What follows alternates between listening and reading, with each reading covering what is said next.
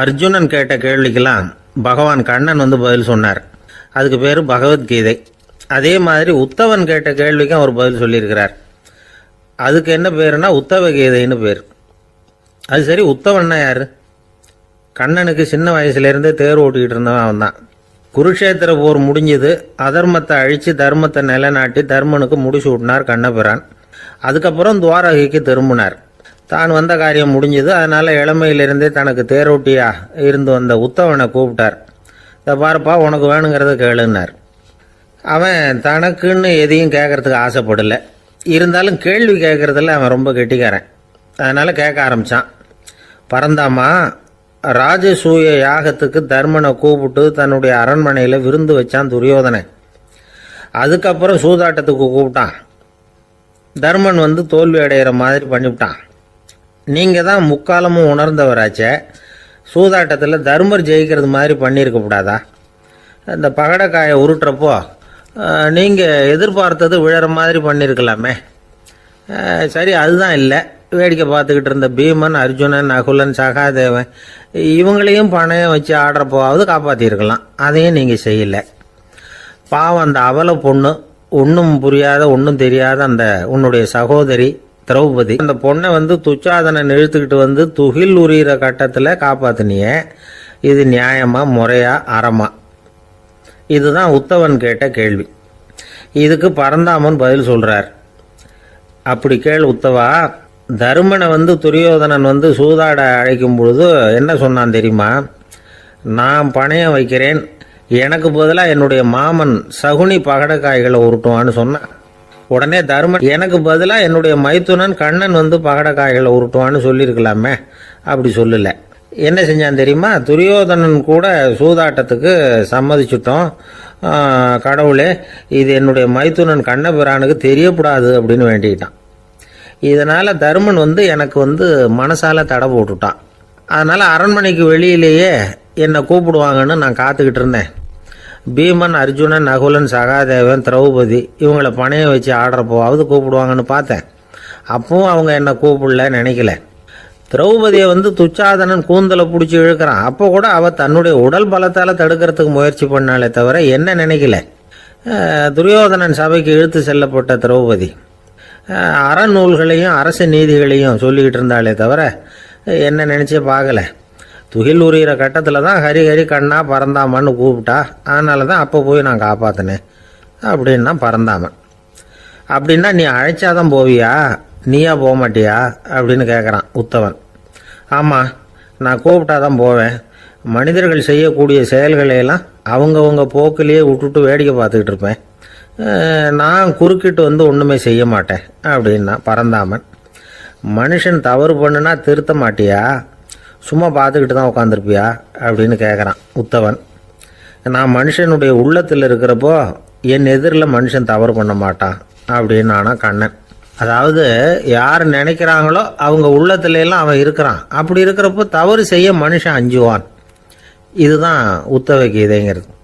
இந்த காலத்துலேயும் சில பேர் பகவான் மாதிரி அடுத்தவங்க கஷ்டப்படுறத வேடிக்கை பார்த்துக்கிட்டு இருக்கிறது உண்டு. அன்னைக்கு அப்படித்தான். நடுத்தெருவில் ஒரு திருடனை பிடிச்சி எல்லாரும் சேர்ந்து அடிச்சுக்கிட்டு இருக்கிறாங்க.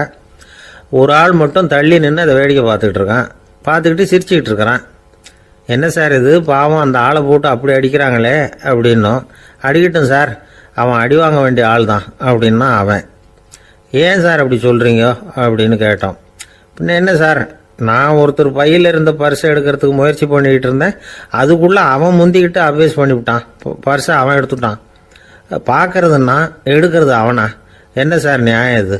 நல்லா வாங்கட்டும் அப்படிங்கிறான். ஒரு பள்ளிக்கூடம் வகுப்பு நடந்துக்கிட்டு இருக்கு. ஆசிரியர் பாடம் நடத்திக்கிட்டு இருக்கிறார். நடத்தி முடிச்ச உடனே கேட்டார், மாணவர்களே, இதுவரைக்கும் நான் நடத்தின பாடத்தில் உங்களுக்கு ஏதாவது சந்தேகம் இருக்கா அப்படின்னு கேட்டார். அப்புறம் ஒவ்வொருத்தராக கேட்டார். ஒரு மாணவன் எழுந்திருச்சான். சார், எனக்கு சந்தேகம் எதுவுமே இல்லைன்னா. ஏன்னு கேட்டார். ஏன்னா எனக்கு நீங்கள் நடத்தின பாடம் தெளிவாக புரிஞ்சுட்டுது, அதனால சந்தேகம் வரலன்னா. இன்னொரு மாணவன் எழுந்திருச்சான். சார், எனக்கும் சந்தேகம் எதுவும் இல்லைன்னா. ஏண்டான்னு கேட்டார். ஏன்னா எனக்கு நீங்கள் நடத்தின பாடம் எதுவுமே புரியல, அதனால சந்தேகம் வரல அப்படின்னா. இந்த இடத்துல நாம கொஞ்சம் சிந்திச்சு பார்க்கணும். இந்த உலகத்துல எல்லாம் புரிஞ்ச ஒருத்தனுக்கும் சந்தேகம் வராது, எதுவுமே புரியாத ஒருத்தனுக்கும் சந்தேகம் வராது. அறகுறையா புரிஞ்சுக்கிட்டவன் இருக்கான் பாருங்க, அவனுக்கு தான் அடிக்கடி சந்தேகம் வரும். ஆக மாணவர்களை இந்த 3 வகையா பிரிக்கலாம். அதே மாதிரி தான் மனிதர்களையும் 3 வகையா பிரிக்கிறாங்க ஆன்மீகவாதிகள். ஒரு ஆன்மீக பெரியவர் என்ன சொல்றார் தெரியுமா? இந்த உலகத்துல 3 வகையான மனிதர்கள் இருக்கிறாங்களாம். முதல் வகை எப்படி தெரியுமா? இவங்களுக்கு எதையும் தெரிஞ்சுக்கணுங்கிற அவசியமே கிடையாது. ஏன்னா அவங்களுக்கு எல்லாமும் தெரியும். இவங்க ஞானத்தின் முழு வடிவா இருக்கிற காரணத்தினால அவங்களுக்கு எந்த சந்தேகமும் இல்லை, எந்த கேள்விகளும் கிடையாது. இந்த நிலையில இருக்கிறவன் கிருஷ்ணன். எல்லாத்துக்கும் விட தெரிஞ்சுக்கிட்ட நிலையில அவன் விடையாக மாறிவிட்டான் அப்படின்னு சொல்லுவாங்க. 2வது நிலையில இருக்கிறவன் அர்ஜுனன்.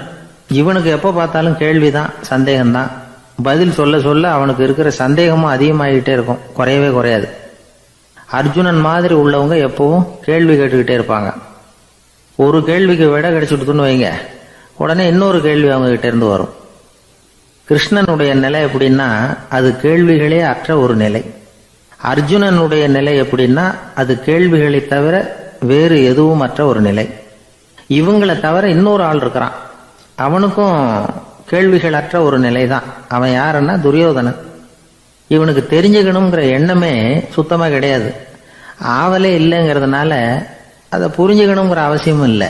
அதனால அவனுக்கு கேள்விகள் அற்ற ஒரு நிலையில அவன் இருந்துகிட்டு இருக்கிறான். எல்லா பதிலும் தெரிந்து கொண்ட நிலையில கிருஷ்ணனும் கேள்விகள் அற்ற நிலையில இருக்கிறான். தெரிஞ்சுக்கணுங்கிற ஆவலே இல்லாத துரியோதனனும் கேள்விகள் அற்ற நிலையிலே இருக்கிறான். இப்படியும் இல்லாம அப்படியும் இல்லாம 2ம் கெட்டான் நிலையில இருக்கிறானே, அவன் தான் அர்ஜுனன். அதனால பெரியவங்கள்லாம் என்ன சொல்றாங்கன்னா, இந்த உலகத்துல அர்ஜுனன்களா இருக்கிறவங்க ஒண்ணு துரியோதனனா மாறிடணும், இல்லைன்னா கிருஷ்ணனா மாறிடணும். இதை தவிர வேற வாய்ப்பு இல்லை. துரியோதனன் மாதிரி உள்ளது விலங்கு நிலை, கிருஷ்ணன் மாதிரி உள்ளது தெய்வ நிலை. அர்ஜுனன் விலங்காவும் ஆக முடியல, தெய்வமாவும் ஆக முடியல. இப்படி 2ம் கெட்டானா இருக்கிற வரைக்கும் இந்த கேள்விகளும் பிரச்சனைகளும் இருந்துகிட்டே தான் இருக்கும். இதுதான் பெரியவர்கள் சொல்லுகிற அனுபவ உண்மை. ஒரு ஆசிரியர் ரொம்ப விரிவா விளக்கமா பாடம் நடத்தின பிறகு, மாணவர்களே ஏதாவது சந்தேகம் இருந்தா கேளுங்கன்னாராம். ஒரு மாணவன் எழுந்திருச்சான். சார் எனக்கு ஒரு சந்தேகம்னா. என்னன்னு கேட்டார். இது வரைக்கும் என்ன பாடம் சார் நடத்தினீங்க அப்படின்னா அந்த பையன். ஜெருசலேம் அங்க உள்ள ஒரு தேவாலயம், அதுல உள்ள பலிபீடத்தின் முன்னாடி ஒரு பெட்டி உண்டு. அது காணிக்கை பெட்டி. ஆலயத்துக்கு வர்றவங்க பிரார்த்தனை பண்ணிவிட்டு திரும்பி போற சமயத்துல அந்த பெட்டியில காணிக்கை போடுவாங்க. அவங்களால எவ்வளவு முடியுமோ அவ்வளவு போடுறது வழக்கம். அவங்க வசதிக்கு தகுந்த மாதிரி போடுவாங்க. வசதி உள்ளவங்களா இருந்தாலும் சரி, வசதியே இல்லாத வறியவர்களா இருந்தாலும் சரி, ஆலய காணிக்கை பெட்டியில காசு போடுறது அவங்களுக்கு ரொம்ப பெருமையான ஒரு செயல். ஒரு சமயம் இயேசு தம்முடைய சீடர்களோடு அந்த ஆலயத்துக்கு வர்றார். அங்க உட்காந்து ரொம்ப நேரம் வழிபாடு பண்ணிட்டு இருக்கிறார். சீடர்களும் அந்த ஜபத்துல கலந்துக்கிட்டாங்க. வழிபாடு முடிஞ்சுது. இயேசு உட்கார்ந்துருக்கிறார். காணிக்கை பெட்டியில காசு போடுறவங்கள கவனிக்கிறார். சீடர்களும் அதையே கவனிச்சுக்கிட்டு இருக்கிறாங்க. ரொம்ப பேர் வரிசையா வந்தாங்க.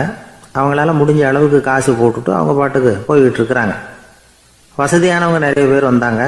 அதுக்கு மத்தியில வயசான ஒரு அம்மா, அவங்களும் காசு போட்டுட்டு போறாங்க. இப்போ இயேசு தன்னுடைய சீடர்கள் பக்கம் திரும்பினார். ஒரு கேள்வி கேட்டார்.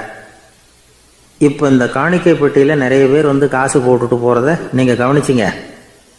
இன்னைக்கு இந்த காணிக்கை பெட்டியில ரொம்பவும் அதிகமா காசு போட்டது யார் அப்படின்னு கேட்டார். முதல்ல வந்தார ஒரு பெரிய மனுஷன், அவர் தான் அதிகமா போட்டார் அப்படின்னாரு ஒருத்தர். 3வதா வந்தவர் தான் அதிகமா போட்டார், நான் கவனிச்சேன் அப்படின்னாரு இன்னொருத்தர். இப்படி ஆளுக்கு ஒரு விதமா சொல்றாங்க. கடைசியா இயேசு சொன்னாராம், இன்றைக்கு அந்த பெட்டியில அதிகமா காசு போட்டவங்க அந்த வயசான அம்மா தான் அப்படின்னாராம். சீடர்களுக்கு ஒன்றும் புரியல.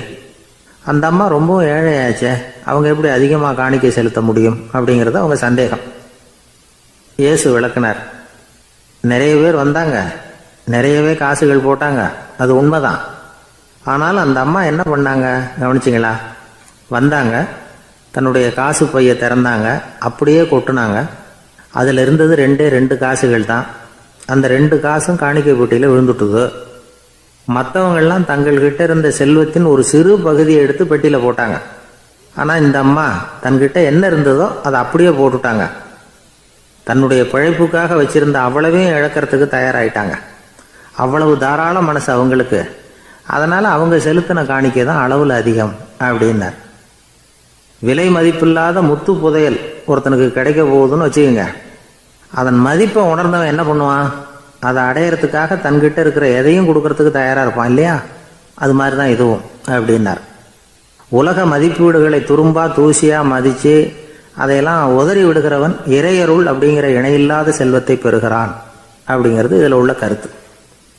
இறைவனுக்காக இழப்பதுன்னா துன்பப்படுகிறவர்களுக்காக, ஏழைகளுக்காக, ஏதுமற்றவர்களுக்காக இழப்பது அப்படின்னு அர்த்தம்.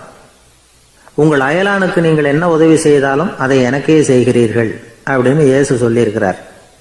அடுத்தவங்களுக்கு உதவணுங்கிற குணம் இன்னைக்கு ரொம்ப குறைஞ்சி போச்சு. ஒருத்தன் வாழைப்பழத்தோல் வழுக்கி கீழே விழுந்துட்டான். பக்கத்தில் இருந்த நண்பன் உடனே இவனை தூக்கிக்கிட்டு போய் ஆஸ்பத்திரியில் சேர்த்துட்டான். அதுக்கப்புறம் சொன்னான், நீ அந்த வாழைப்பழத்தோலில் காலை வைக்க போகிறத முன்னாடியே நான் கவனிச்சுட்டேன் அப்படின்னானா. அப்படின்னா அப்போவே நீ எனக்கு உதவி செஞ்சுருக்கலாமே அப்படின்னானா அவன். நான் டாக்டருக்கு உதவலாம்னு நினச்சிட்டேன் அப்படின்னா இவன். ஒரு ஊரில் ஒருத்தர் இருந்தான். ஏதோ ஒரு சின்ன அலுவலகத்தில் வேலை பார்த்துக்கிட்டு இருந்தான். ரொம்ப ஏழை. வர்ற கொஞ்சம் வருமானத்தை வச்சு வாழ்க்கையை ஓட்டிக்கிட்டு இருந்தான். ஒரு நாள் தெரு வழியாக அவன் நடந்து வந்துக்கிட்டு இருக்கிறான். தெருவில் ஒரு காசு கிடந்தது. அதை பார்த்துட்டான். அது குனிஞ்சு எடுத்தான். அது ஒரு பழங்கால காசு. அந்த காசு நடுவில் ஒரு துளை இருந்தது. அதாவது துளையிட்ட நாணயம். பழங்காலத்தில் புழக்கத்தில் இருந்த ஒரு நாணயம் அது. துளையிட்ட நாணயம் கிடைச்சதுன்னா ரொம்ப நல்லது, அது அதிர்ஷ்டம் அப்படின்னு ஒரு நம்பிக்கை உண்டு. இவன் கையில் அது கிடைச்சதும் ரொம்ப சந்தோஷப்பட்டான். இனிமேல் என்னுடைய கஷ்டம்லாம் தீரப்போகுது, அதிர்ஷ்டம் என்னை தேடி வரும், நான் பணக்காரன் ஆகிடுவேன் அப்படின்னு சொல்லிட்டு அந்த காசை தன்னுடைய கோட்டு பையில் பத்திரமா போட்டு வச்சுக்கிட்டான். அடிக்கடி அதை தொட்டு பார்த்துக்கிறது உண்டு, வெளியில் எடுக்க மாட்டான். இப்படியே கொஞ்ச காலம் ஆச்சு. அதுக்கப்புறம் என்னாச்சு தெரியுமா? நிஜமாவே அதிர்ஷ்டம் அவனை தேடி வர ஆரம்பிச்சுட்டுது. செல்வம் வந்து குவிஞ்சுது. பணம், பதவி, புகழ் எல்லாம் வந்து சேர்ந்தது. சமூகத்தில் அவன் ஒரு பெரிய மனுஷன் ஆயிட்டான். எல்லாரும் அவனை பாராட்டினாங்க. அவன் எதை தொட்டாலும் வெற்றி, எல்லாம் அந்த காசோட மகிமை அப்படின்னு அவன் மனசுக்குள்ளே நினச்சிக்கிட்டான். தினமும் காலையில் அந்த கோட்டை போட்டுக்கிட்டு தான் வெளியில் கிளம்புவான். புறப்படுறதுக்கு முன்னாடி கோட்டு பாக்கெட்டை தொட்டு பார்த்துக்குவான், உள்ளே காசு இருக்கா அப்படிங்கிறத உறுதிப்படுத்திக்குவான். அதுக்கப்புறம் தான் வெளியில் கிளம்புவான். இப்படியே பல வருஷம் ஓடி போச்சு. ஒரு நாள் அவனுக்கு அந்த ஆசை வந்துட்டுது. அதாவது அந்த துளையிட்ட நாணயத்தை எடுத்து கண்ணால் பார்க்கணும் அப்படின்னு. காலையில் சாப்பிட்டுக்கிட்டு இருந்தான். அப்போ தன்னுடைய மனைவிகிட்ட சொன்னான், ரொம்ப நாளைக்கு அப்புறம் என்னுடைய அந்த நாணயத்தை இன்னைக்கு வெளியில் எடுத்து பார்க்க போகிறேன்னா. என்னத்துக்கு அது, இப்போ அதை பார்க்க வேணாமே அப்படின்னு மெதுவாக இழுத்தாங்க அந்த அம்மா. இல்லை நான் பார்த்தே தீரணும் அப்படின்னு அவன் தன்னுடைய சட்டை பைக்குள்ள கையை விட்டான்.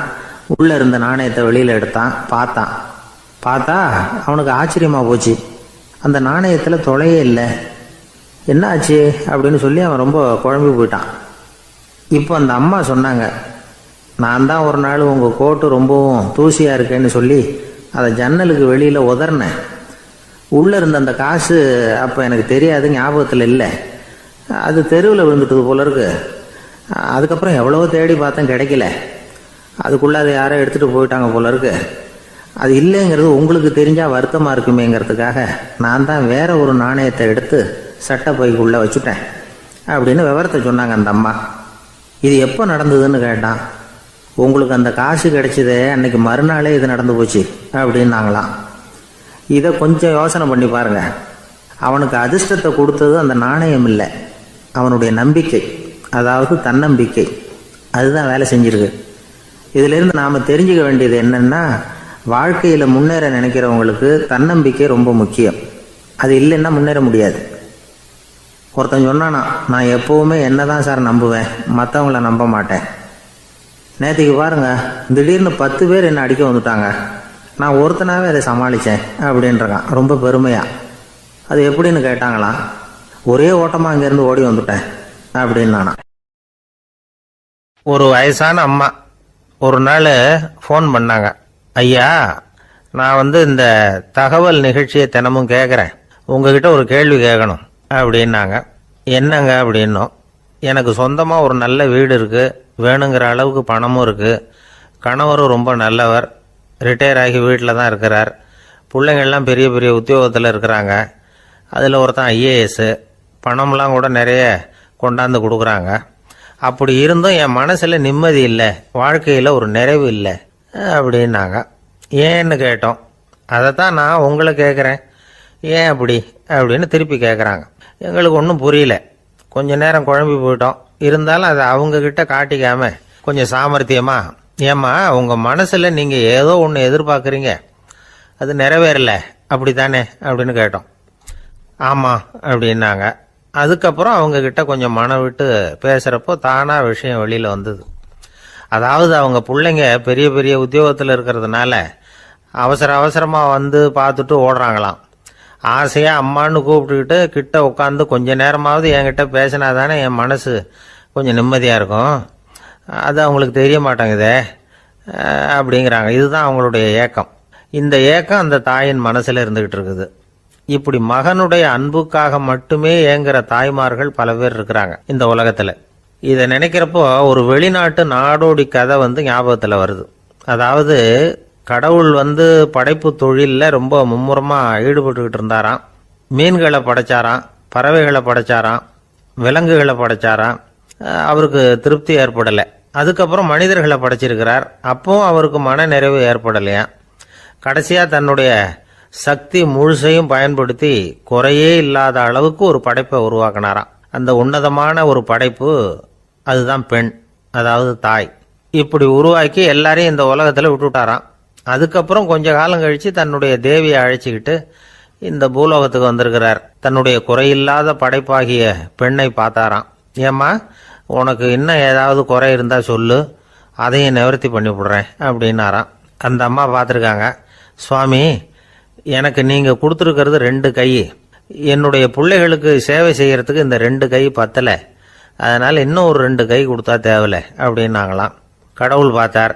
அதனால் என்ன, அப்படியே செஞ்சு விடலாம், இதோ அதுக்கான வரம் கொடுத்துட்டேன் அப்படின்னார். அந்த அம்மாவுக்கு இப்போ 4 கை ஆயிட்டுது. 4 கையாலேயும் குழந்தைகளுக்கு சேவை செய்ய ஆரம்பிச்சுட்டாங்க. கடவுள் திருப்தியாக திரும்பி போனார். அதுக்கப்புறம் கொஞ்ச காலம் கழித்து மறுபடியும் திரும்பி வந்தார் தேவியோட. பெண்ணை பார்த்தார். இப்போ என்னம்மா சந்தோஷம் தானே அப்படின்னாராம். அதுக்கு அந்த அம்மா சந்தோஷம்தான், இருந்தாலும் இப்போ எனக்கு இருக்கிற 2 காலும் போதில்லை, இன்னும் ஒரு 2 கால் இருந்தால் தேவையில்லை, நிறைய ஓடி ஆடி பிள்ளைகளுக்காக வேலை செய்ய வேண்டியிருக்குது அப்படின்னாங்களாம். சரின்னு சொல்லி 4 கால் இருக்கிறது மாதிரி செஞ்சுட்டு போயிட்டார் கடவுள். மறுபடியும் கொஞ்ச நாள் கழித்து தேவி சொன்னாங்க கடவுள்கிட்ட, நீங்கள் என்னதான் முயற்சி பண்ணினாலும் முழுமையான ஒரு படைப்பை உங்களால் உருவாக்க முடியாது, அப்படி தான் நான் நினைக்கிறேன் அப்படின்னாங்களாம். அப்படியா சொல்கிறேன், வா அந்த பொண்ணை பார்த்துட்டு வருவோம் அப்படின்னு புறப்பட்டு இங்கே வந்தாங்களாம். இங்கே பார்த்தா 4 கால் 4 கையோடு அந்த பொண்ணு ஒரு செவுத்துல சாஞ்சி உட்காந்து அழுதுகிட்டு இருக்குது. இப்போ தேவி அந்த பொண்ணை சுட்டி காட்டி கடவுள்கிட்ட கேட்டாங்களாம், ஏங்க நீங்கள் அந்த பொண்ணுக்கு கையை கொடுத்தீங்க, காலை கொடுத்தீங்க, சரி, அந்த கண்ணீரையும் எதுக்காக கொடுத்தீங்க அப்படின்னு கேட்டாங்களாம். அதுக்கு கடவுள் சொன்னாராம், கையை கொடுத்தது நான் தான், காலை கொடுத்தது நான் தான், ஆனால் அந்த கண்ணீரை கொடுத்தது நான் இல்லை, அதை கொடுத்தது அந்த அம்மாவோட பிள்ளைங்க அப்படின்னாராம். இன்றைக்கும் அப்படித்தான் பல பிள்ளைங்க அவங்க அம்மாவுக்கு கண்ணீரை தான் கொடுத்துக்கிட்டு இருக்கிறாங்க. அம்மாவை மதிக்கிற பிள்ளைங்க தான் இன்றைக்கி நல்லபடியாக இருக்கிறாங்கங்கிறது அவங்களுக்கு தெரியறதில்ல. இந்த காலத்து பிள்ளையாண்டான் ஒருத்தன் அவங்க அம்மா கிட்டேயும் நல்ல பிள்ளையா நடந்துக்குவான், மனைவிகிட்டையும் நல்ல கணவனாக நடந்துக்குவான், ரொம்ப சாமர்த்தியம். ஒரு நாள் அவங்ககிட்ட கேட்டாங்க, ஏப்பா உங்கள் அம்மாவும் உன் மனைவியும் சண்டை போட்டுக்கிட்டா நீ எந்த பக்கம் அப்படின்னாங்களாம். வீட்டுக்கு வெளிப்பக்கம் அப்படின்னானான் அவன். வாழ்க்கையில் ரொம்பவும் அடிபட்டு அல்லல் போட்டுக்கிட்டு இருக்கிற ஒருத்தர் வந்தார். மனசு ரொம்பவும் நொந்து போய் பேசினார். இந்த உலகத்தில் மனுஷனாக பிறந்ததை விட மாடாக பிறந்திருக்கலாம் சார் அப்படின்னார். திடீர்னு என்கிட்ட இப்படி சொன்னால் அதுக்கு நான் என்னங்க பண்ண முடியும் அப்படின்னேன். உங்ககிட்ட வரணும்னு தோணுச்சு, அதனால் வந்தேன் அப்படின்னார். சரிங்க, இப்படி ஒரு யோசனை வந்ததுக்கு என்ன காரணம் அப்படின்னு சொல்லி அவர்கிட்ட கேட்டேன். அதுக்கு அவர் சொன்னார், என் பையனுக்கு வேலை தேடுறேன் கிடைக்கல, பொண்ணுக்கு மாப்பிள்ளை தேடுறேன் கிடைக்கல, வீடு கட்டுறதுக்கு கடன் கேட்குறேன், கிடைக்கல. மாடாக பிறந்திருந்தா இது மாதிரி கவலையெல்லாம் கிடையாதுல்ல, பேசாமல் வைக்கோலை தின்னுக்கிட்டு அசை போட்டுக்கிட்டே கடந்து விடலாமே அப்படின்னார் அலட்சியமாக. அதுக்கப்புறம் தான் அவர் சொன்ன கருத்தை நானும் கொஞ்சம் அசை போட ஆரம்பித்தேன் மனசுக்குள்ள. இப்போது இயற்கையை பொறுத்த வரைக்கும் அது நாம் எல்லாரும் மகிழ்ச்சியாக வாழணும் அப்படின்னு தான் விரும்புது. விலங்குகள், பறவைகள், தாவரங்கள், அப்புறம் மற்ற உயிரினங்கள் எல்லாமும் நல்லபடியாக இருக்கணும் அப்படிங்கிறது தான் இயற்கையோட விருப்பம். அதில் ஒன்றும் சந்தேகம் இல்லை. இயற்கையோட அமைப்பை கொஞ்சம் கவனித்து பார்த்தா அதை நாம் நல்லா புரிஞ்சுக்கலாம். இருந்தாலும் இந்த ஆள் சொன்னதை கேட்ட பிறகு தான் ஒரு முக்கியமான வேறுபாடு புரிஞ்சுது. அதாவது இந்த உலகத்தில் உள்ள முக்கியமான பிரச்சனைகள் 6. அந்த 6 பிரச்சனைகளும் ஆடு மாடுகளுக்கு கிடையாது, மரம் செடி கொடிகளுக்கு கிடையாது. ஆனால் மனுஷன் அந்த 6 பிரச்சனைகளையும் சந்திக்க வேண்டியிருக்கு. சரி, அந்த 6 பிரச்சனைகள் என்னென்ன தெரியுமா? முதல்ல இந்த ஆடு மாடுலாம் நமக்குன்னு சொந்தமாக ஒரு வீடு இல்லையே அப்படின்னு கவலைப்பட்டுக்கிட்டு இருக்கிறது இல்லை. ஆனால் மனிதனுக்கு வீடு தேவைப்படுது. இது ஒரு வித்தியாசம். இப்போ 2வது பிரச்சனை என்னன்னா ஆடை பிரச்சனை. ஒரு கோழியோ சேவலோ நாம் போட்டுக்கிறதுக்கு ஒரு சட்டை இல்லையே அப்படின்னு கவலைப்படுறதில்ல. ஆனால் மனுஷனுக்கு அந்த கவலை உண்டு. சரி, இப்போ 3வது என்னன்னு பார்த்தா கல்வி பிரச்சனை. ஒரு பசுமாடு கவலையோடு நின்றுக்கிட்டு இருக்கு அப்படின்னு வச்சுக்குவோம். நீங்கள் அதுக்கிட்ட போய் ஏன் பசுமாடை கவலையோடு நின்றுக்கிட்டு இருக்கிற அப்படின்னு கேட்குறீங்க. என் கண்ணுக்குட்டிக்கு எல்கேஜியில் இடம் கிடைக்கல, டொனேஷன் கொடுக்கறதுக்கு கையில் பணமும் கிடையாது, சிபாரிசுக்கு யாரை பிடிக்கிறதுன்னு தெரியல, இப்படியா சொல்லிகிட்டு இருக்கோம். அதுக்கு அந்த கவலையெல்லாம் கிடையாது. ஆனால் மனிதனுக்கு அந்த கவலை உண்டு. 4வது என்னன்னு பார்த்தீங்கன்னா வேலை வாய்ப்பு பிரச்சனை. வேலை கிடைக்கலையே அப்படின்னு வேப்ப மரம் கவலைப்படுறதில்ல, ஆனால் மனுஷன் கவலைப்படுறான். 5வது என்னன்னு பார்த்தா கல்யாண பிரச்சனை. எருமை மாடு பசுமாடு எல்லாம் பொண்ணுக்கு மாப்பிள்ளை தேடிட்டாலே இது பேப்பரில் மணமகன் தேவை அப்படின்னு விளம்பரமாக கொடுக்குது, அதெல்லாம் கிடையாது. 6வது என்னன்னு பார்த்தீங்கன்னா பணம் சம்பந்தமான பிரச்சனை. ஆடு மாடுலாம் பணத்தை சேமிக்கணும்னோ ஏதாவது நிதி நிறுவனத்தில் முதலீடு பண்ணணும்னோ நினச்சிக்கிட்டு இருக்கிறதில்ல. பணத்தை எப்படி காப்பாற்றுறது அப்படிங்கிற கவலையும் அதுகளுக்கு கிடையாது. குதிரை குளம்போடு பிறக்குது, அதனால் அது காடு மேடெல்லாம் கவலை இல்லாமல் தெரியலாம். ஆடு உடம்புல ரோமத்தோடு பிறக்குது, அதனால் அது குளிரை பற்றி கவலைப்பட வேண்டிய அவசியம் இல்லை. ஆனால் மனுஷனை பார்த்தீங்கன்னா அவன் தான் ஒன்றும் இல்லாமல் பிறக்கிறான். ஏன் இந்த பாகுபாடு அப்படின்னு கேட்டால் இதை பற்றி கொஞ்சம் சிந்திச்சு பார்க்கணும். அதாவது இந்த சந்தேகத்தை ஒரு பெரியவர்கிட்டையும் கேட்டேன். அவர் சொன்னார் இதுக்கு பதில். அவர் இதே கேள்வியை இயற்கை கிட்ட கேட்டாராம். இயற்கை பதில் சொல்லிச்சான். வேற யாருக்கும் கொடுக்காத ஒரு வலுவான கருவியை, ஒரு பவர்ஃபுல் வெப்பன் மனுஷனுக்கு கொடுத்துருக்கிறேன்னு, அந்த கருவியை உபயோகப்படுத்தி அந்த 6 பிரச்சனையை மட்டும் இல்லை 6 கோடி பிரச்சனைகள் இருந்தாலும் அதையெல்லாம் சமாளிக்கலாம். அது கருவி என்ன தெரியுமா? அதுதான் 6வது அறிவு. அதை உபயோகப்படுத்தினா காலுக்கு செருப்பு தயார் பண்ணிக்கலாம், குளிருக்கு போர்வை தயார் பண்ணிக்கலாம், என்ன வேணும்னாலும் செய்யலாம் அப்படின்னு இயற்கை பதில் சொல்லிச்சான். அதனால் நாம் செய்ய வேண்டியது என்னன்னா இயற்கையை முதல்ல சரியாக புரிஞ்சுக்கணும். இயற்கையின் படைப்பையே நாம் சரியாக புரிஞ்சுக்கிறது இல்லையா, அதுதான் வேதனை. இந்த கதையை கேளுங்க. இப்போ நகரத்திலேருந்து ஒரு ஆள் கிராமத்துக்கு வந்தான். அங்கே ஒரு சிறுவன் மாடு மேய்ச்சிக்கிட்டு இருந்தான். நகரத்து ஆள் சொன்னான், எவ்வளவு அழகான பசு, அது சரி இதுக்கெல்லாம் ஏன் கொம்பு இல்லைன்னா. இதுக்கு அந்த பையன் பதில் சொன்னான், பசுமாட்டுக்கு கொம்பு இல்லாததுக்கு பல காரணங்கள் உண்டு. கண்ணுக்குட்டியாக இருந்தால் கொம்பு இருக்காது, பசு வளர்ந்து பெருசானதுக்கு அப்புறம் தான் கொம்பு முளைக்கும், இது ஒரு காரணம். சில சமயம் வளர்கிற கொம்பை எடுத்து விடுறது உண்டு, அது ஒரு காரணம். ஆனால் இதுக்கு ஏன் கொம்பு இல்லைன்னு கேட்குறீங்க, அதுக்கு என்ன காரணம்னா இது பசு இல்லை குதிரை அப்படின்னானா. அங்கே ஒரு புதர் தெரியுது இல்லையா, இந்த புதருக்குள்ளே ஒரு சிங்கம் இருக்குது. அந்த பக்கமாக நான் போகிறப்போ வர்றப்போலாம் அது என்கிட்ட வம்பு வளர்க்குது, தகராறு செய்யுது, என் மேலே பாயுது, என்னை தாக்குது, ஏன்னு தெரியல அப்படின்னுது. இதை கேட்டதும் அந்த குரங்கு சொல்லிச்சு, இனிமேல் கவலைப்படாத, இந்த தடவை நான் உன்னை காப்பாற்றுறேன்னுது.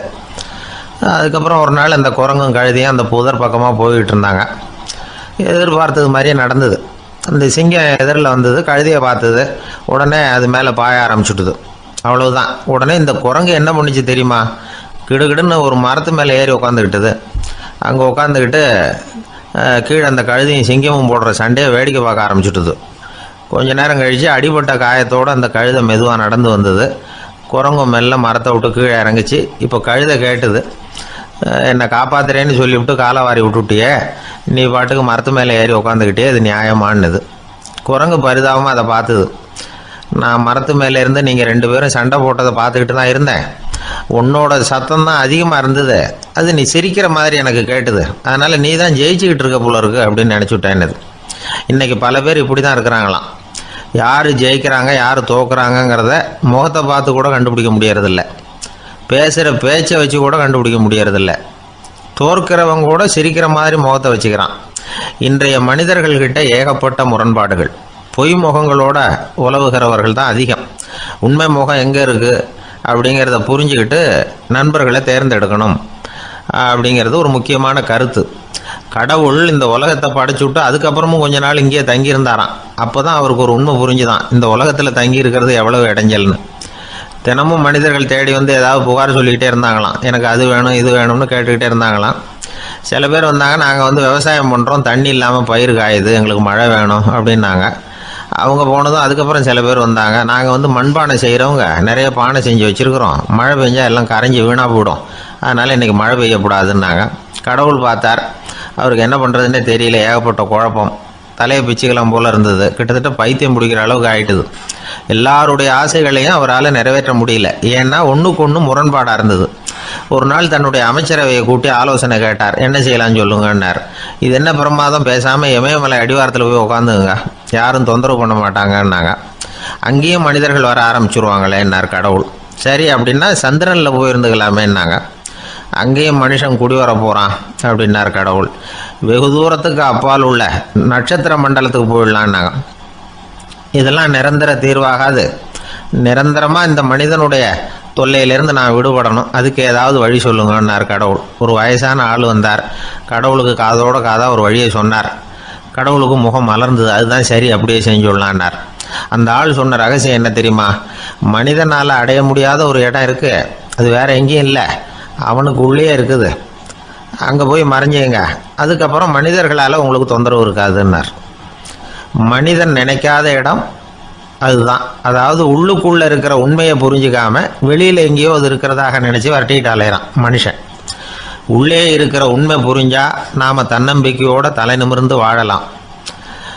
வேடிக்கையாக ஒரு கதை சொல்லுவாங்க. இதை பாருங்கள், நம்ம பையன் எங்கே பணம் வச்சாலும் எடுத்து விட்றான், என்ன பண்ணுறதுன்னாங்க அம்மா.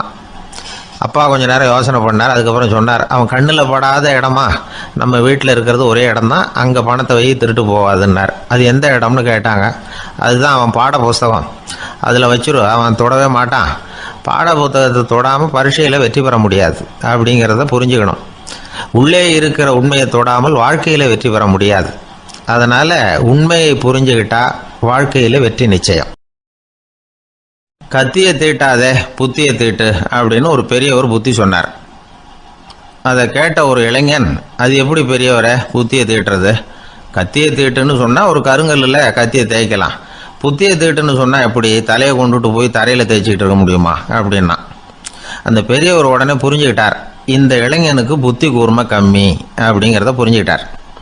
அது சரி, அறிவுக்கும் புத்திசாலித்தனத்துக்கும் என்ன வித்தியாசம்? இது ஒரு முக்கியமான கேள்வி. அறிவுன்னா என்ன, புத்திசாலித்தனம்னா என்ன? இதே கேள்வியை சாக்ரட்டிஸ் கிட்ட அவருடைய சீடன் ஒருத்தன் கேட்டானான். ஐயா, அறிவுக்கும் புத்திசாலித்தனத்துக்கும் என்னங்க வித்தியாசம் அப்படின்னு கேட்டிருக்கான். சாக்ரட்டிஸ் நிமிர்ந்து பார்த்துருக்கிறார் அந்த சீடனை. அதுக்கப்புறம் சொன்னாராம், நான் சொல்கிறேன் உன்னுடைய கேள்விக்கு பதில், ஆனால் அதுக்கு முன்னாடி நீ ஒரு காரியம் பண்ணணும்னாரான். என்னங்க செய்யணும் சொல்லுங்கன்றிருக்கான்.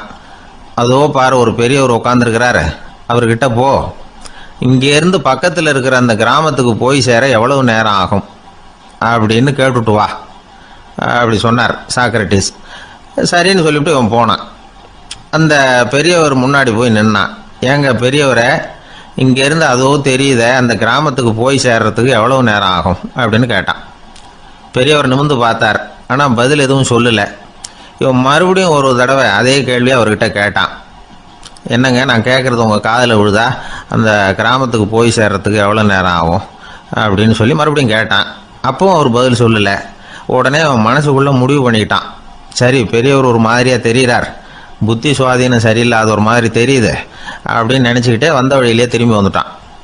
கொஞ்சம் தூரம் நடந்திருப்பான். இப்போ அந்த பெரியவர் மறுபடியும் கூப்பிட்டார், இளைஞனே இப்படி வாழ்னார். இவனுக்கு ஒன்றும் புரியல. மறுபடியும் திரும்பி நடந்தான். அவர் முன்னாடி போய் நின்னான். பெரியவர் சொன்னார், தம்பி, இங்கேருந்து அந்த கிராமத்துக்கு போய் சேர்றதுக்கு 5 நிமிஷம் ஆகும் அப்படின்னார். இப்போ அந்த இளைஞன் அந்த முதியவரை ஒரு மாதிரியாக பார்க்க ஆரம்பித்தான். அதுக்கப்புறம் கொஞ்சம் யோசித்தான்.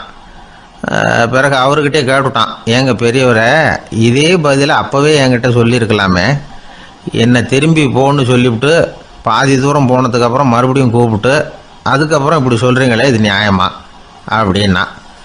பெரியவர் சிரித்தார். அதுக்கப்புறம் சொன்னார், ஏன்பா, நீ எவ்வளவு வேகமாக நடக்கிறேங்கிறத பார்க்காம நீ கிராமத்துக்கு போய் சேர வேண்டிய நேரத்தை எப்படி என்னால் சொல்ல முடியும்? அதனால தான் உன்னை கொஞ்சம் தூரம் நடக்க விட்டு உன்னுடைய நடையின் வேகம், அந்த கிராமம் இருக்கிற தூரம் ரெண்டையும் கணக்கு போட்டு அதுக்கப்புறம் நேரத்தை சொன்னேன்னார். சீடன் வந்து தலை குனிந்தான். அப்படியே திரும்பி வந்து சாக்ரட்டிஸ் முன்னாடி நின்னான். சாக்ரட்டிஸ் இப்போ சொல்கிறார், தம்பி, அதுக்கு பேர் தான் புத்திசாலித்தனம்.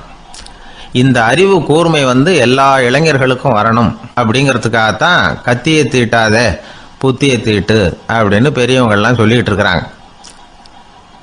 புத்தியை தீட்டுறவங்கெல்லாம் வாழ்க்கையில் அறிவாளியாகிறாங்க, தீட்டாதவங்க கோமாளியாகிறாங்க. இதுதான் இன்றைக்கி நடக்கிறது. அதனால் அறிவு கூர்மைங்கிறது வேற. இந்த காலத்து ஆசாமி ஒருத்தர் இன்னொருத்தரை பார்த்து கேட்டார், ஏங்க, ஒரு விமானம் இங்கேருந்து புறப்பட்டு 2 மணி நேரத்தில் மதுரைக்கு போய் சேருது.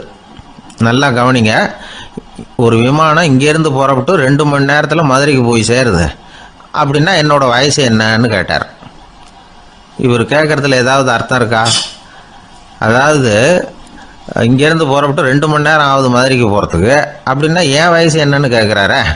இதை கேட்ட உடனே அவர் பதில் சொன்னார், அப்படின்னா உங்களோட வயசு 20 அப்படின்னார். எப்படிங்க அவ்வளவு கரெக்டாக சொன்னீங்க அப்படின்னு கேட்டார். வேற ஒன்றும் இல்லை, எங்கள் பக்கத்து வீட்டில் ஒரு முழு பைத்தியம் இருக்குது, அதோட வயசு 40, அப்படின்னா உன் வயசு 20 தான் இருக்கணும் அப்படின்னார். அரை பைத்தியம்னு முடிவு பண்ணிக்கிட்டார். அதனால் வாழ்க்கையில் அறிவு கூர்மைங்கிறது ரொம்ப அவசியம். அந்த புத்திசாலித்தனம் இருக்கிறவங்க வாழ்க்கையில் வெற்றி பெறுவது நிச்சயம். ஒரு ஊரில் 2 சகோதரர்கள், அதாவது அண்ணனும் தம்பியும். அந்த 2 பேர்ல அண்ணனுக்கு கல்யாணம் ஆயிட்டுது, தம்பிக்கு கல்யாணம் ஆகலை. வேணாம்னு இருந்துட்டான். அவங்க 2 பேருக்குமே சொந்தமாக கொஞ்சம் நிலம் இருந்தது. அது எப்படிப்பட்ட நிலம்னா நல்ல விளையக்கூடிய நிலம். அப்பா விட்டுட்டு போன சொத்து. தனித்தனியாக விவசாயம் பண்ணிட்டு இருக்கிறாங்க.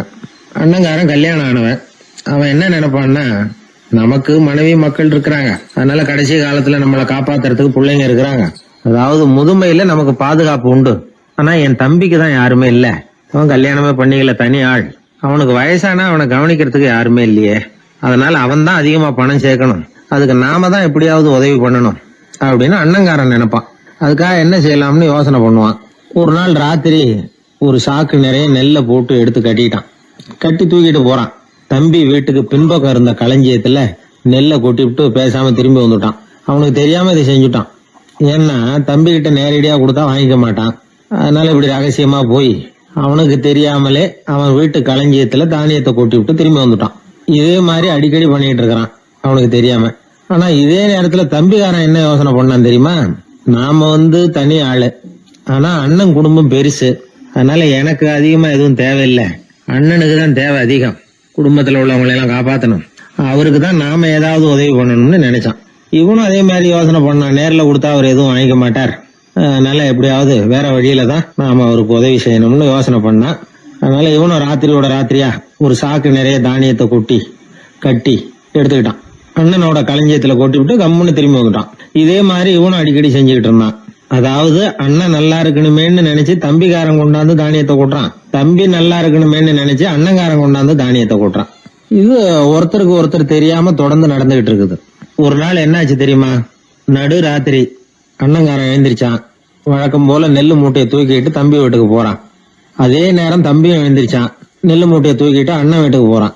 2 தெருவும் சந்திக்கிற ஒரு இடத்துல 2 பேரும் மோதிக்கிட்டாங்க. அதுக்கப்புறம் தான் நிமிந்து பாக்குறாங்க யாருன்னு. அடடே தம்பி நீயான்னா அவன், ஆமாண்ணே நீங்களான்னா இவன். ரொம்ப காலமா ரகசியமா நடந்துகிட்டு இருந்தது என்னங்கிற விஷயம் அப்பதான் அந்த இடத்துல 2 பேருக்குமே புரிஞ்சுது. இது நடந்து ரொம்ப காலம் கழிச்சு அந்த ஊர்ல கோயில் கட்டுறதுக்கு ஒரு இடம் தேடினாங்களாம். ஒரு புனிதமான இடம் தேவை, நம்ம ஊர்ல அப்படிப்பட்ட இடம் எதுன்னு எல்லாரும் யோசனை பண்ணாங்களாம். எல்லாரும் ஒரு மனதா முடிவு பண்ண இடம் எது தெரியுமா? அந்த அண்ணனும் தம்பியும் நடு ராத்திரியில சந்திச்சுக்கிட்ட அந்த இடம் தான். அதுதான் புனிதமான இடம் அப்படின்னு முடிவு பண்ணாங்க. அந்த இடத்துலதான் கோயிலையும் கட்டினாங்களாம். கடவுளை வணங்குகிறவர் வணங்காதவர் அப்படிங்கிற அடிப்படையில சமயத்தை கண்டறிவதில்லை. அன்பு செலுத்துகிறவர் செலுத்தாதவர் அப்படிங்கிற 2 வகையினரில் தான் சமயம் கண்டறியப்படுகிறது அப்படிங்கிறது பெரியவர்கள் கருத்து. இந்த காலத்துல எல்லாம் சகோதர பாசம் இப்படியா இருக்குது? ஒருத்தன் சொன்னான், எங்க வீட்டுல பங்கு பிரிச்சுப்போ, எனக்கு எதுவுமே வேணாம், எல்லாத்தையும் எங்க அண்ணன்கிட்டயே கொடுத்துருங்கன்னு சொல்லிவிட்டேன் அப்படின்னா ரொம்ப பெருமையா. பரவாயில்லையே, உங்க அப்பா விட்டுட்டு போனது எவ்வளவு இருக்கும்னு. அது என்ன சுமாரா ஒரு 50,000 இருக்கும்னா. என்ன சொத்தான்னு கேட்டேன். இல்லைங்க, கடன் அப்படின்னா. அதனாலதான் கடன் இருக்குங்கிறதுனாலதான் அண்ணன்கிட்டயே கொடுத்துருங்க அப்படின்னு தாராளமா சொல்லிவிட்டு வந்திருக்கிறான். இப்படி இருக்குது சகோதர பாசம். ஆனா பாசம்ங்கிறது ரொம்ப உயர்வானது.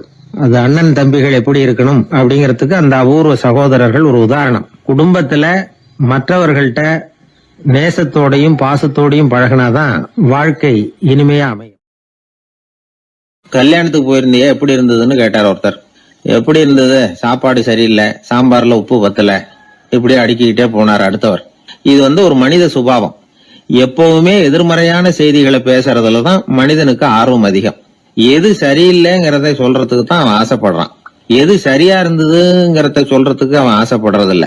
இப்ப எல்லாரும் சொல்லுவாங்களே, ஒரு பெரிய வெள்ளைத்தாள்ல நடுவுல ஒரு சின்ன கருப்பு புள்ளிய வைங்க, அத ஒருத்தர்கிட்ட காட்டி இது என்னன்னு கேட்டா கருப்பு புள்ளின்னு தான் சொல்லுவார். ஒரு சின்ன கருப்பு புள்ளியத்தான் அவர் கவனிக்கிறார். அந்த புள்ளிய சுற்றி இருக்கிற விசாலமான வெள்ளை பகுதியை அவர் கவனிக்கிறது இல்ல. இது மனித இயல்பு. ஒரு கண்ணாடி முன்னாடி போய் நிக்கிறோம், முகத்தை பாக்குறோம். கொஞ்சம் யோசனை பண்ணி பாருங்க. முகத்துல நமக்கு பிடிக்காத பகுதியை தான் முதல்ல கவனிப்போம். கன்னத்துல ஒரு பரு இருந்ததுன்னா அதுதான் முதல்ல நம்ம கண்ணுல படும். கருப்பா ஒரு மச்சம் இருந்தா அதைத்தான் நாம முதல்ல கவனிக்கிறோம். ஒரு சின்ன காயம் இருந்ததுன்னா ரொம்ப கவனிச்சு கூர்ந்து பாக்குறோம். அதை சுற்றி இருக்கிற அழகான பகுதிகள் எல்லாம் அதுக்கு அப்புறம் தான். அவ்வளவு தூரத்துக்கு ஏன்? காலையில ஒரு செய்தித்தாளை கையில எடுத்து புரட்டுறீங்க, எதிர்மறையான செய்திகளை தான் முதல்ல பாக்குறோம். ஆக்கப்பூர்வமான செய்திகள்லாம் அதுக்கப்புறம் தான். எதிர்மறையான செய்திகள் தான் பத்திரிகைகளின் விற்பனையை உயர்த்துது. இப்ப ஒரு கும்பல்ல கலவரம், பத்திரிகையில செய்தி எப்படி வருது? கலவரத்துல 10 பேர் உயிரிழந்தார்கள் அப்படின்னு தான் வரும். அந்த கலவரத்துல 918 பேர் உயிரோடு திரும்பி போனார்கள் அப்படின்னு போடுறது இல்ல. எத்தனை பேர் இறந்து போனாங்க அப்படிங்கிறது தான் பத்திரிகைக்கு முக்கியம். ஏன்னா மனித மனம் அதை தான் கவனிக்குது. பாதகமான செய்திகளே பத்திரிகைகள்ல அதிகமா வருது, எதிர்மறையான செய்திகளுக்கு தான் அதிக முக்கியத்துவம் கொடுக்கப்படுது. இதனால என்ன ஆகுது தெரியுமா? இந்த உலகத்துல எங்க பார்த்தாலும் கொலையும் கொள்ளையும் விபத்தும் உயிரிழப்பும் தான் நடந்துகிட்டு இருக்கு அப்படிங்கறது மாதிரி ஒரு பிரமை. இந்த உலகத்துல மகிழ்ச்சிகளை எல்லாம் நாம மறந்துடுறோம்.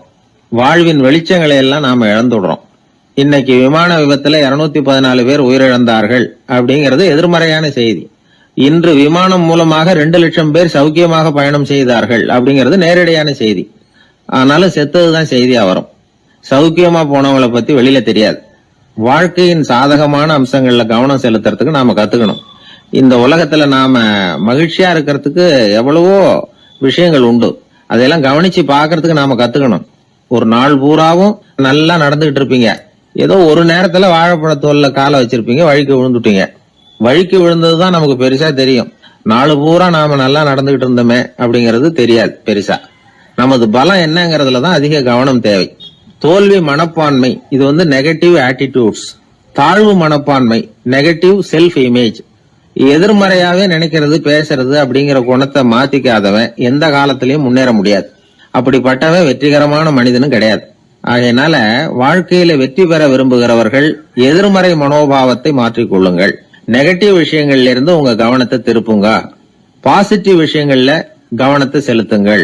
ஒரே விஷயத்த கூட சில பேர் பாசிட்டிவா எடுத்துக்குவாங்க, சில பேர் நெகட்டிவா எடுத்துக்குவாங்க. ஒரு சத்திரத்துல 2 சாமியார்கள் சந்திச்சுக்கிட்டாங்களாம். தங்களுடைய சொந்த கதைகளை அவங்க பேசிக்கிட்டாங்க. ஒரு சாமியார் சொன்னார், எனக்கு சம்சாரம் இல்ல, அதனாலதான் நான் சாமியார் ஆயிட்டேன் அப்படின்னார். இன்னொருத்தர் சொன்னார், எனக்கு சம்சாரம் இருக்கா, அதனால நான் சாமியார் ஆயிட்டேன் அப்படின்னார். அதனால வாழ்க்கைய அவரவர்கள் பாக்குற பார்வை வேற வேற மாதிரி. எதையும் எதிர்மறையா எடுத்துக்கப்படாது, ஆக்கப்பூர்வமா எடுத்துக்கணும். அப்படிங்கறத புரிஞ்சுக்கிட்டோம்னா நம்ம வாழ்க்கையில வெற்றி நிச்சயம்.